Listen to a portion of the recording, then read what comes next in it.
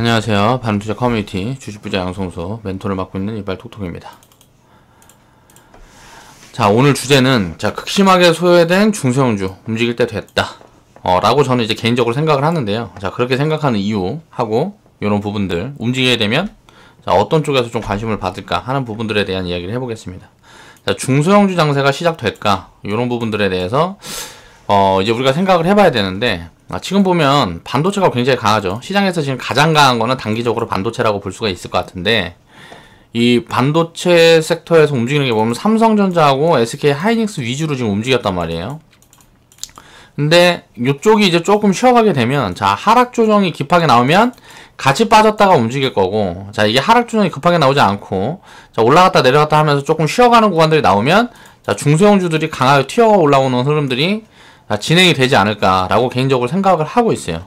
근데 여기에서 반도체 섹터에서도 보면 중소형주들이, 반도체 섹터 내에 있는 중소형주들은 조금 상승이 만들어진 종목들이 있어요. 그런데 두 가지로 놓고 보면 반도체가 전체적으로 쉬어간다 그러면, 자, 지수가 조금 밀리는 구간이 만들어질 수 있을 것 같고, 만약에 SK 하이닉스하고 삼성전자만 쉬어가면 반도체 섹터 내에서도 중소형주들은 강하게 튀어오르는 구간들이 만들어질 수 있을 것 같아요. 요거를 보면 밸류를 놓고 봐도 지금은 반도체 섹터 내에 중소형주들이 밸류 매력이 있는 종목들이 아직 많이 있습니다. 지금 삼성전자와 SK 하이닉스 같은 경우에는 상승 여력이 일단 2020년도 추정치 정도까지는 이미 다 반영이 된 것 같아요. 그래서 2021년도 걸 땡겨가는 흐름이 지금 연속적으로 이어지기는 살짝 좀 부담스러운 구간이 아닌가라는 생각을 개인적으로 해봐요. 그리고 이제 중소형주들이 움직이기 시작하면 이제 테마들이 움직이기 시작할 건데, 자, 요런 흐름들은 어떻게 보고 있는지 요런 부분들하고 해서 이것저것 정리해서 한번 살펴보겠습니다. 자, 연기금 수급이 중소형주에 도움이 될까? 이제 저는 이제 개인적으로 도움이 될 거라고 생각을 하고 있는데, 그렇게 보는 부분들을 보면 1년 동안 연기금 수급 추이를 보면요. 자, 코스피 연기금 순매수 대금을 놓고 보면, 자, 3월달부터 이제 보면은 한 7월달까지는, 3월달부터 7월달까지는 거의 중소형주가 더 많이 샀죠. 그러니까 3월달부터 5월달까지로 봐야 되겠네. 자, 3월달부터 5월달까지는 이제 상장 폐지 이슈가 있었고, 19년도 3월달에, 19년도 5월달에는 그 뭐시기냐, 미중 무역 분쟁 뭐 요런 부분들에 대해서 노이즈가 나왔었어요. 그 구간에는 자, 코스피 대형주들은 거의 안 사고 중소형주들을 많이 샀죠. 그러다가 같이 사기 시작한 게 이제 5월에서 7월. 자, 이때 이제 일본 수출 규제 뭐 이야기 나오고 8월 달에 그때 이제 좀 주춤하다가, 자, 일본 수출 규제 이야기들이 나오면서부터 대형주들을 본격적으로 담아가기 시작했단 말이에요. 요런 거 보면은 연기금들도 운영을 굉장히 잘하는 거죠. 밸류 보고 운영을 하는 거니까. 자, 이 흐름이 이제 좀 바뀌어가는 흐름으로 진행이 될 가능성이 있다. 이제 대형주 같은 경우는 조금 이렇게 덜 산다 그러면 이게 거의 연기금이 사야 되는 목표치까지 거의 지금 다 도달했다 그래요. 이제 한국에 대한 비중을 할당을 해놓는데, 해외 한국에 대한 비중을 할당해 놓는데, 한국 비중은 거의 다 들어갔다. 그러면 이제 중소형주 쪽에서 저평가 섹터로 조금 자금이 들어오면서 여기에서 팔아서 사야 되는 흐름들이 진행이 될 가능성이 높지 않냐라고 보고 있는 거죠.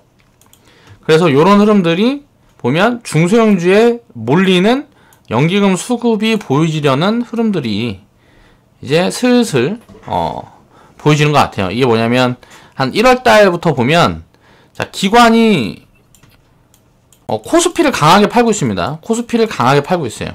그런데 코스닥 같은 경우에는 오히려 자, 매도 물량이 거의 없거나 약간씩 들어오려는 흐름들이 지금 보여지고 있어요. 이런 흐름들이 강하게 붙으면, 자, 중소형주에서도 흐름이 한번 진행이 될 수가 있다. 연기금이 이제 수급의 주체가 된다는 얘기는 아니고요. 자, 요런 게 도움이 될 수 있다는 거죠. 요렇게 생각을 해볼 수 있고, 지금 보면 대형주하고 중소형주를 보면 괴리가 굉장히 벌어져 있습니다.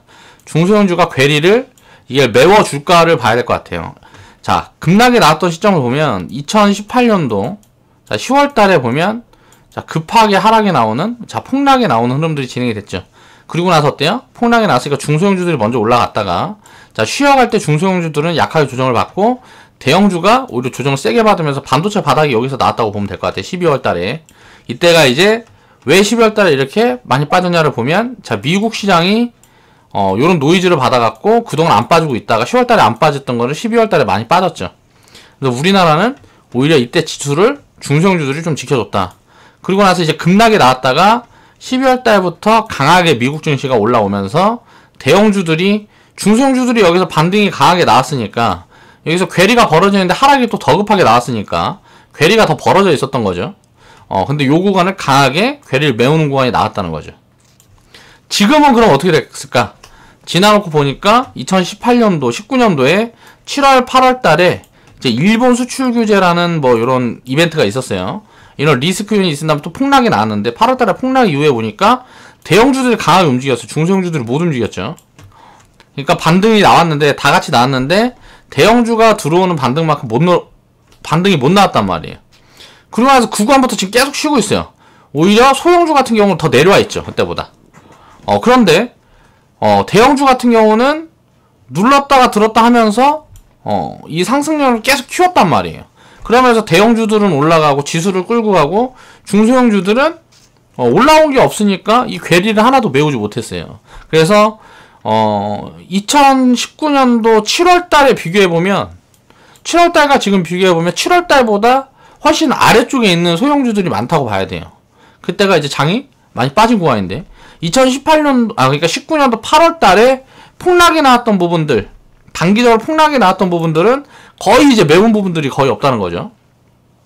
그러니까 7월 달부터 흘러내린 요 흐름들이 지금 아직도 메워지지가 못했다. 그러니까 대형주 단에서만, 그리고 IT 섹터만 올라온 거예요. 대형주하고 IT 섹터만 올라왔다. 대형주 중에서도 IT 섹터만 올라왔다, 시장이. 나머지가 엄청나게 소외가 되어 있기 때문에, 여기에서 지금 최근에 보면 시진핑 이야기들이 나오면서 다른 섹터들이 움직이고, 2차전지 이야기들이 나오면서 움직이고, 순환매가 들어가고 있는 흐름들이 보인다는 거죠. 그러면 이때 이렇게 괴리를 메우는 구간이 10월달에, 18년도 10월달에 폭락 후에 자, 진행이 되고 괴리를 메우는 구간이 1월달에 만들어졌죠. 19년도 1월달에. 자, 대형주가 이때 이 괴리를 만드는 구간이 만들어졌단 말이에요. 자, 올해 1월달에는 지금 이제 1월이 얼마 안 남았으니까 2월달까지 연결해놓고 보면 중소형주들이 이렇게 괴리를 메워줄 수가 있다. 물론 근데 괴리가 지금 벌어진 걸 지금 빨간 동그라미로 제가 이렇게 칠해놨는데, 요만큼을 다 메워질지, 이 절반이 메워질지, 3분의 1만 메워질지는 모르겠어요. 그리고 자, 조정이 들어올 때 같이 하락 조정이 들어갔다가 움직일 수도 있죠.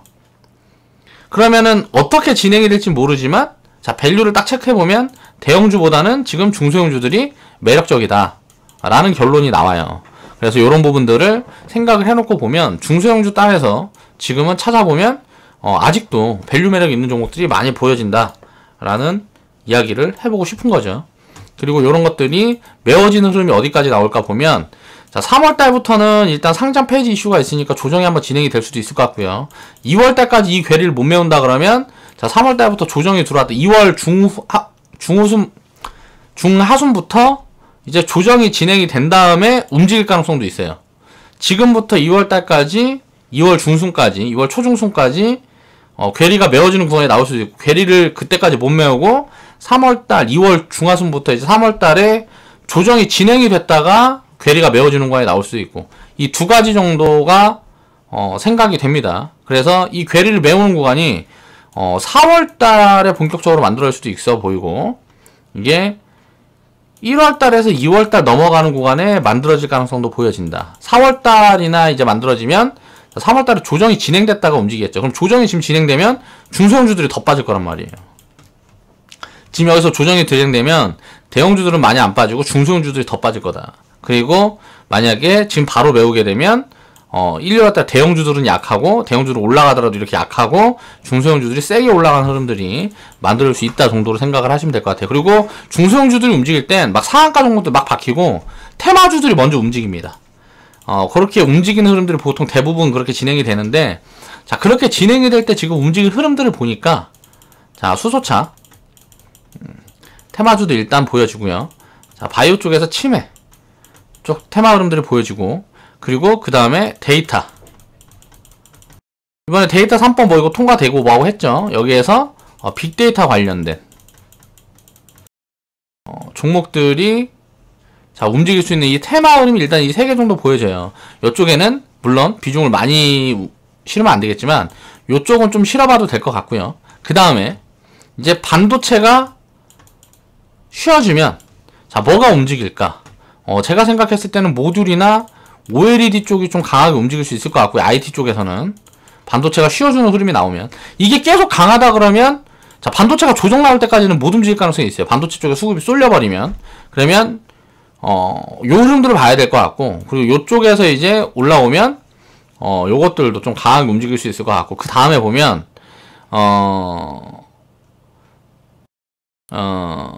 중소형주들이 움직이면 뭐였지 내가 맞다 시진핑 이슈가 있죠. 시진핑 이슈가 있으니까 요 부분에 대해서 뭐 화장품 자 중국 소비주들을 보면 지금 보통 보면 화장품, 게임, 미디어가 있는데 자 저는 게임 미디어 쪽만 봅니다. 지금 화장품은 제가 생각했을 때는 얘는 좀 제조업 쪽에 가까워서 요거는 별로 매력이 없어 보여요. 밸류 매력도 그렇고 앞으로 성장 여력도 그렇고 게임이라든가 미디어 쪽이 오히려 화장품 섹터보다 더 반응을 못했는데 요쪽이 강하게 튀어오를 가능성이 보인다. 그러면 이제 여기에서 이제 전략을 어떻게 세울 거냐 요런 부분들에 대해서는 제가 회원분들한테 회원 방송을 통해서 말씀을 드리고 있죠. 그리고 제가 이렇게 이야기하는 부분들이랑 생각이 다른 분들도 있을 수 있겠지만 지금은 이제 반도체 쪽에 수급을 모으는 것도 굉장히 조금 단기적으로 리스키해 보여요. 그래서 우리는 이제 반도체 비중을 좀 많이 갖고 있기 때문에 자 수익을 뭐 100% 넘어간 것들 챙겨가면서 자 수익을 챙겨가면서 좀 줄여가는 그런 포지션들을 취해 나가고 있습니다. 자 지금 이 방송을 보시는 우리 회원분들이 아닌 그런 시청자분들도 자 중소형주가 이 괴리를 메워지는 구간이 이게 지금 1월달 이제 중하순부터 2월달 초까지 나올 건지 이 괴리를 메우는 구간이 3월 이후에 나오게 되면 조정이 들어왔다가 나올 가능성이 있거든요. 이렇게 됐을 경우에는 자 폭락하는 종목들을 좀 찾아보면 V자로 올라오는 종목들이 많이 보여줄 수가 있을 것 같아요. 자 그러면 이제 한 4월달까지 이제 이 반등이 진행될 수가 있겠죠.